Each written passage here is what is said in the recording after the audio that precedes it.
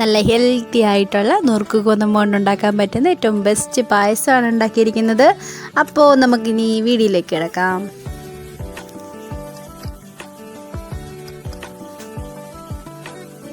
അതിന് വേണ്ടിയിട്ട് നമ്മൾ 2 ശർക്കര എടുത്തിട്ടുണ്ട്. തേങ്ങാപ്പാൽ, 2ാം പാലും ഉണ്ട്, 1ാം പാലും ഉണ്ട്. പിന്നെ കുറച്ച് തേങ്ങാക്കൊത്ത്, ജീരകം, ഏലയ്ക്ക, കുറച്ച് നെയ്യ്, പപ്പടം. അപ്പോൾ ആദ്യം തന്നെ നമ്മൾ കുറച്ച് വെള്ളം ഒഴിച്ചു കൊടുത്തിട്ടുണ്ട്. ഇതെന്തിനാണെന്ന് വെച്ചാൽ ശർക്കരപ്പാനി ഉണ്ടാക്കാൻ വേണ്ടിയിട്ടാണ്. നമ്മൾ പായസമൊക്കെ ഉണ്ടാക്കുമ്പോൾ ആദ്യം നമ്മൾ ചെയ്യുന്നത് ശർക്കരപ്പാനി ഉണ്ടാക്കുകയാണല്ലോ. അപ്പോൾ നമുക്ക് ശർക്കരപ്പാനി ഉണ്ടാക്കാം. അതിന് ലേശം വെള്ളം നമ്മൾ ഒഴിച്ചു കൊടുത്തിട്ടുണ്ട്. നമ്മളുടെ പായസം ഉണ്ടാക്കുന്ന എൻ്റെ ചേച്ചിക്കുട്ടിയാണ്. അപ്പോൾ ചേച്ചിക്കുട്ടിയാണ് പറഞ്ഞത് നല്ല ഹെൽത്തി ആയിട്ടുള്ളൊരു നുറുക്ക് ഗോതമ്പ് കൊണ്ട് പായസമൊക്കെ ഉണ്ടാക്കാവുന്ന. പിന്നെ ഒട്ടും വെയിറ്റ് ചെയ്തില്ല, നമ്മൾ പായസം ഉണ്ടാക്കാൻ തീരുമാനിച്ചു. കുറച്ച് ദിവസത്തേക്ക് നമ്മൾ ക്വാറൻറ്റീനൊക്കെ ആയിരുന്നു. അതുകൊണ്ടാണ് നമുക്ക് കുക്കിംഗ് ഒന്നും ചെയ്യാൻ പറ്റാഞ്ഞത്. ഞങ്ങൾ കസിൻസ് എല്ലാം ക്വാറൻറ്റീൻ ഇരിക്കുമായിരുന്നു. അപ്പോൾ നമുക്ക് നമ്മുടെ പായസം ഉണ്ടാക്കാം. അപ്പോൾ ശർക്കരയൊക്കെ ഒന്ന് ഉരുകിയൊക്കെ വരുന്നുണ്ട്. അപ്പോൾ ശർക്കരപ്പാനി റെഡി ആയിട്ടുണ്ട്. ഇനി ഇതിലേക്ക് നമ്മൾ കുറച്ച് വെള്ളം ഒഴിച്ചു കൊടുക്കുകയാണ്. അപ്പോൾ നമ്മൾ നേരത്തെ കുക്കറിനകത്ത് നുറുക്ക് ഗോതമ്പിട്ട് ഒരടി മതിയാവും, ഒരടി അടിച്ച് വേവിച്ചിട്ടുണ്ടായിരുന്നു. അത് നമുക്കിതിലേക്ക് ചേർത്ത് കൊടുക്കാം. ഇതിലിപ്പോൾ നമ്മൾ 2 ഗ്ലാസോളം നുറുക്ക് ഗോതമ്പാണ് വേവിച്ചെടുത്തിട്ടുള്ളത് കേട്ടോ. ഇതിപ്പോൾ വീഡിയോ പിടിക്കാൻ വേണ്ടിയിട്ടായതുകൊണ്ട് കുറച്ച് നേരം കുക്കറിനകത്ത് ഇരുന്ന്, അതുകൊണ്ട് ഇച്ചിരി കട്ട കെട്ടിയെന്ന് തോന്നുന്നു. അപ്പോൾ അത് സാരമില്ല, പായസം ആയതുകൊണ്ട് അത് സാരമില്ല. കട്ട കെട്ടിയതൊക്കെ നമുക്കൊന്ന് ജസ്റ്റ് അതൊന്ന് ഉടച്ചുടച്ച് കൊടുക്കാം. അപ്പോൾ പ്രത്യേകം ഒരു കാര്യം ശ്രദ്ധിക്കേണ്ടത് എന്താണെന്ന് വെച്ചാൽ ശർക്കരപ്പാനി നമ്മൾ ഇച്ചിരി ഒന്ന് അരിച്ച് വേണം എടുക്കാൻ. കാരണം അതിന് കല്ലും മണ്ണൊക്കെ ചിലപ്പോൾ കാണും. അപ്പോൾ നുറുക്ക് ഗോതമ്പൊക്കെ നന്നായിട്ടൊന്ന് ഉടഞ്ഞു വന്നിട്ടുണ്ട്. ഇതിലേക്ക് നമുക്ക് ശർക്കരപ്പാനി ഒന്ന് ചേർത്ത് കൊടുക്കാം.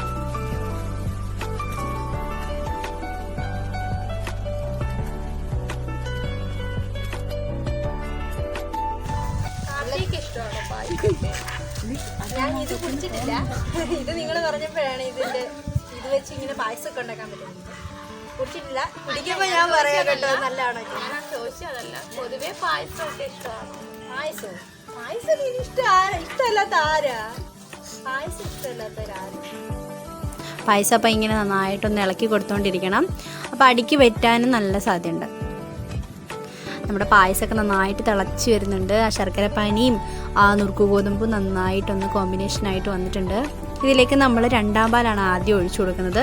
പായസത്തിന് അങ്ങനെയാണല്ലോ, നമ്മൾ ആദ്യം 2ാം പാൽ നമ്മൾ ഒഴിച്ചു കൊടുത്തിട്ടുണ്ട്. ഇപ്പോൾ നമ്മൾ ഈ പായസത്തിനകത്ത് പശുവും പാൽ ഒട്ടും ചേർത്തിട്ടില്ല, തേങ്ങാപ്പാൽ തന്നെയാണ് ഉപയോഗിക്കുന്നത് കേട്ടോ. 2ാം പാലും എടുത്തിട്ടുണ്ട്, 1ാം പാലും എടുത്തിട്ടുണ്ട്. ഒരു ടേസ്റ്റിന് വേണ്ടിയിട്ട് നമ്മൾ ലേശം ഉപ്പൂടെ ചേർത്ത് കൊടുക്കുന്നുണ്ട്.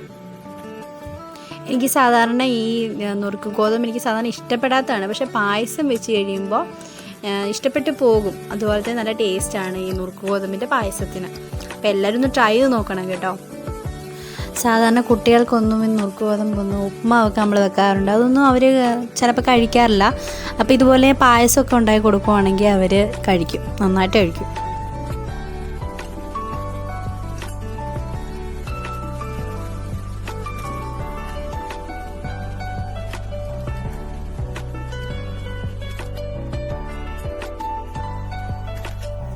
ഇപ്പം നല്ലവണ്ണം തിളച്ച് വരുന്നുണ്ട്.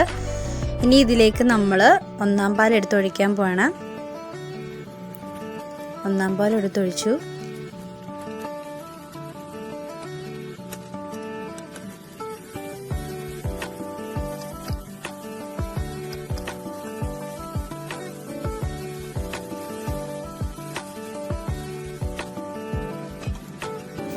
ഇനി ഇതിലേക്ക് നമുക്ക് ഏലക്കയും ജീരകവും കൂടി നമ്മൾ ചതച്ചിട്ടുണ്ട്, അത് നമുക്ക് ഇതിലേക്ക് ചേർത്ത് കൊടുക്കാം.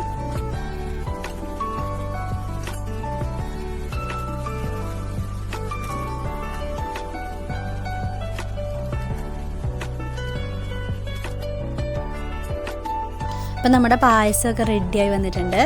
ജീരകത്തിൻ്റെ ഏലക്കയുടെയൊക്കെ ആ ഒരു മണമൊക്കെ ഇപ്പോൾ വരുന്നുണ്ട്. ഇനി ഇതിലേക്ക് നമ്മൾ സ്പെഷ്യലായിട്ടൊരു കാര്യം ചേർക്കാറുണ്ട്. നമ്മൾ സദ്യക്കൊക്കെ പോകുമ്പം പപ്പടവും പഴമൊക്കെ ഇങ്ങനെ ഞെരടിയാണ് നമ്മൾ പായസമൊക്കെ കുടിക്കാറുള്ളത്.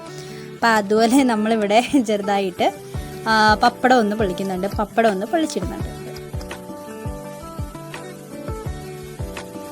ആ എണ്ണയിലേക്ക് തന്നെ നമുക്ക് തേങ്ങ കൊത്തിട്ട് നിന്ന് വറുത്തെടുക്കാം.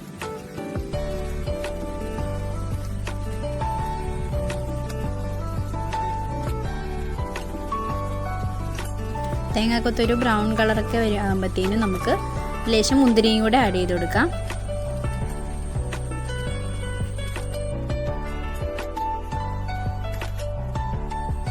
അപ്പോൾ ഉണക്കമുന്തിരിയും തേങ്ങാക്കൊത്തും ഇവിടെ നന്നായിട്ടായിട്ടുണ്ട്. അത് നമുക്ക് പായസത്തിലേക്ക് ചേർത്ത് കൊടുക്കാം. ഇനി ഇതിലേക്ക് നമ്മൾ നല്ലതായിട്ട് പപ്പടം ഒന്ന് നല്ലതായിട്ട് ഞെരടി അതിലേക്ക് നമുക്ക് ഇത് വേണമെങ്കിൽ ഓപ്ഷണലാണ് കേട്ടോ, ഇഷ്ടമുള്ളവർക്ക് മാത്രം ചെയ്താൽ മതി. എനിക്കിഷ്ടമാണ് പഴവും പപ്പടമൊക്കെ കൂട്ടി പായസം കഴിക്കുന്നത്. അപ്പം പപ്പടം നമുക്ക് ചെറുതായിട്ടൊന്ന് വെതിർത്തെടുക്കാം. അപ്പോൾ എല്ലാവർക്കും ഈ ഹെൽത്തി ആയിട്ടുള്ള നുറുക്ക് ഗോതമ്പ് കൊണ്ടുള്ള ഈ പായസം ഇഷ്ടപ്പെട്ടെന്ന് വരുന്നു. എല്ലാവരും ഒന്ന് വീട്ടിൽ ട്രൈ ചെയ്ത് നോക്കുക. അടുത്ത നല്ലൊരു റെസിപ്പിയായിട്ട് ഞങ്ങൾ വീണ്ടും എത്തുന്നതായിരിക്കും.